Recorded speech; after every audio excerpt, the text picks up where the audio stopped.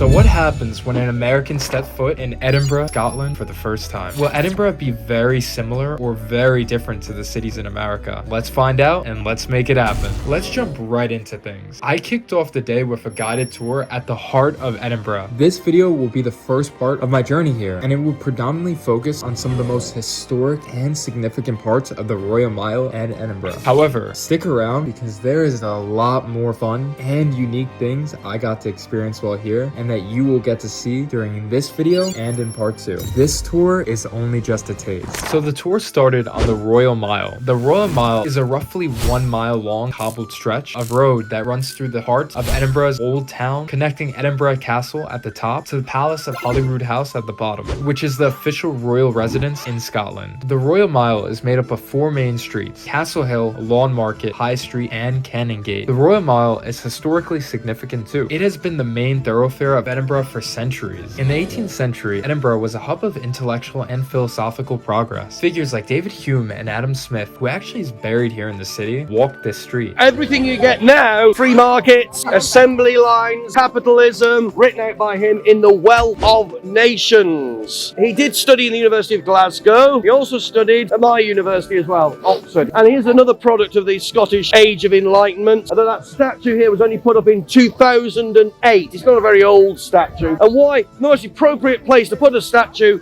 of Adam Smith is where the old market used to be here in Edinburgh. Here's a fun fact for all of you before I continue. The Royal Mile is actually 1.13 statute miles, but in Scottish measurements, it's almost exactly 1 Scot mile, which is slightly longer than an English mile. As I continued my journey through the Royal Mile, I got to see a historic police box here. Quite a lot of them in Edinburgh, a few in Glasgow, one in London, and the one in London's at Earl's Court looks exactly like Doctor Who's TARDIS. And it just happens to be that Edinburgh seems to still have a lot of them, but it's not in the same design as the Doctor Who style police box. Each city had their own architects design them. So if you see any of these, you might be able to get a cup of coffee rather than find a criminal inside. These old UK police call boxes actually date back to the 1930s, which is pretty cool. Besides other police boxes, there are various historic landmarks and sites to see here, such as St. Giles Cathedral, John Knox House, Canongate Kirk, and Parliament Square. Let's talk about some of them. St. Giles Cathedral is over 900 years old. It's the High Kirk of Scotland and a centerpiece of Scottish religious life. St. Giles Cathedral isn't just a building, it's the beating heart of Scottish religious history. It's named after St. Giles, the patron saint of lepers, beggars, and the disabled. In the 16th century, St. Giles became the epicenter of the Scottish Reformation, which was a major religious shift that broke Scotland away from the Roman Catholic Church. St. Giles has long been seen as a symbol of Scottish Presbyterianism and national religious identity. It played a crucial role in shaping the Church of Scotland into a distinct Reformed Protestant denomination, separate from both Roman Catholicism and the Church of England. One of its most recognizable features is the crown-shaped spire, which rises dramatically above the Edinburgh skyline. This crown steeple is both symbolic and unique in Scotland. And that's meant to represent the crown of the kings of Scotland and the crown of thorns placed on the head of Christ. It's a particular style of architecture that you'll find in Scotland. So 12th century church, 15th century crown spire with largely a 19th century interior. Tucked inside St. Giles is the ornate Thistle Chapel, built in 1911. It's the home of the Order of the Thistle, Scotland's highest order of chivalry. The chapel is a masterpiece of Gothic revival architecture, with carved angelic figures, intricate woodwork, and detailed stone vaults. The interior is a mix of medieval and modern design, with beautiful stained glass windows, which many were added in the 19th and 20th centuries. It's such a beautiful cathedral. St. Giles isn't just a religious landmark, it's been a center of civic life for centuries also. In medieval times, markets and public punishments were held right outside its doors in Parliament Square. This fact will actually play an important role later in the video. Again, this video is rich with content. Parliament used to meet in the castle until about 1639. Then they built this area for the Scottish Parliament. Although the buildings here date from 1800, they are facades placed on the front of what the original 17th century buildings would have looked like. And from 1639 to 1707, the Scottish Parliament met here till the Act of Union was passed, one in England, one in Scotland, to dissolve both parliaments to create the Parliament of what is now the United Kingdom. And the old Parliament building was converted into law courts, which they still are today. During the Reformation and beyond, Parliament Parliament Square was a place of protest and revolution, both spiritual and political. In 1637, a woman famously threw a stool at the minister during a service in St. Giles, sparking riots against the king's attempt to impose Anglican-style worship. Parliament Square featured a blend of 17th through 19th century neoclassical and Gothic architecture, with buildings designed by important Scottish architects like Robert Reid and William Playfair. Interestingly enough, it's a UNESCO World Heritage Site, part of Edinburgh's Old and New Town designation. In the center of the square is a bronze statue of King Charles II on horseback. It is the oldest equestrian statue in Britain, dating to 1685. I got to see a few monuments and plaques here honoring pivotal figures in Scottish politics, law, and resistance. For example, so John Knox died in 1572 and he's buried in the kirkyard here of St. Giles. By 1910, they needed parking spaces for the new motor cars, so they actually asphalted over the whole graveyard, turned it into a parking lot, and parking bay 23 therefore is where John Knox lies, underneath here. Father of the Scottish Reformation, heavily bearded firebrand and church reformer John Knox, right here. I saw the famous Heart of Midlothian. The Heart of Midlothian is a heart-shaped mosaic in the pavement. Something really interesting and bizarre to me about the Midlothian is people actually spit on it. For good luck, we need to spit on the Heart of Midlothian, rub the nose of Greyfriars Bobby, and rub the foot of David Hume. We'll start off with spitting on the Heart of Midlothian. The Heart of Midlothian is a novel by Sir Walter Scott. Sir Walter Scott, great novelist, born in Edinburgh, but he wrote 26 novels and known as the Waverley novels. His most quotable quote is from the poem Marmion. What a tangled web we weave when we practice to deceive. He's quite a well-known novelist. Heart of Midlothian, we're actually in the region of Scotland called Lothian, Edinburgh's football club or soccer club. There are two, Hibernian and Heart of Midlothian. It's often referred to as just Hearts. Hearts and Hibs are the two Edinburgh football teams. So the Heart of Midlothian, and you're supposed to spit here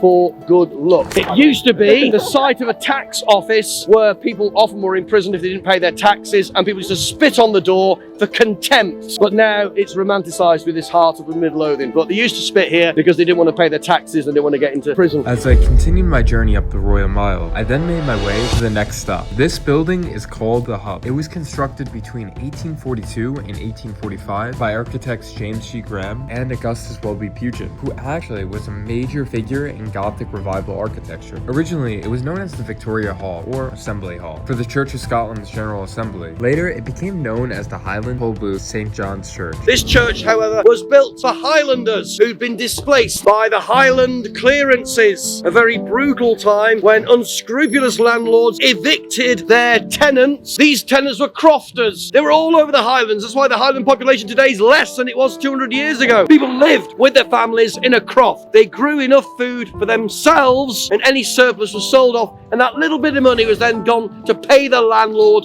for their house, for their property. With new hardy breeds of sheep being introduced, it was more profitable to have sheep farms up there. And to make sure the crofters never came back, they burnt their houses down. It's their house, they can do what they like with it. They evict the crofters, burn the house down, crofter can never come back. Crofter now has no income, no food. A lot of them starved to death. Many of them came down to Edinburgh to live, to find work in the factories here. Many of them emigrated to Canada, to Australia. They went to New Zealand. They emigrated because life here was so hard because they'd been evicted by their landlords. And that is the Highland clearances. Very brutal time. And of course, this church was built for people to worship in the Gaelic language. In the mid-1990s, it was acquired by the Edinburgh International Festival, refurbished, and reopened in 1999 as the Hub. Its spire is the highest point in central Edinburgh, making it quite a landmark. It's now deconsecrated, it's now an arts cafe, and it's where, of course, you get your tickets for that big festival we have in Edinburgh in August. Military bands, music, and also the Fringe, where there are about 250 venues around Edinburgh for theatre, for music, for stand-up comedy. August is the time to be in Edinburgh. The sun doesn't set till almost midnight. It's actually warm, and the Fringe is going on, and the tattoo. With that, this concludes the walking tour of the Royal Mile. For now, I decided to make my way off the Royal Mile to see more of Edinburgh and its beautiful architecture. As you can see, its Gothic style buildings are stylish and have a really cool aesthetic. The city definitely does have intense character. And as you may have noticed, it has been snowing a lot during this video so far. Edinburgh is pretty far north of the equator, so temperatures in November typically hover between 3 and 9 degrees Celsius, which is around 37 to 48 degrees Fahrenheit. So yes, it is very chilly. You'll definitely want a really warm coat, layers of clothes, and something waterproof. If you choose otherwise, good luck. shock. But for the locals here, I'm sure this is nothing to them. Remember I said you might want to remember the significance of Parliament Square's protests and executions? You are about to find out why as night descends upon Edinburgh. Despite the beautiful nature of Edinburgh, at night the city transforms and the cursed souls of the execution roam free. Well, at least that's what some say. Beneath the cobble streets of Edinburgh, hidden below the city's ancient South Bridge, lies one of the most haunted and creepy places in all of Scotland. A maze of old, damp, forgotten chambers known as the Edinburgh Vault.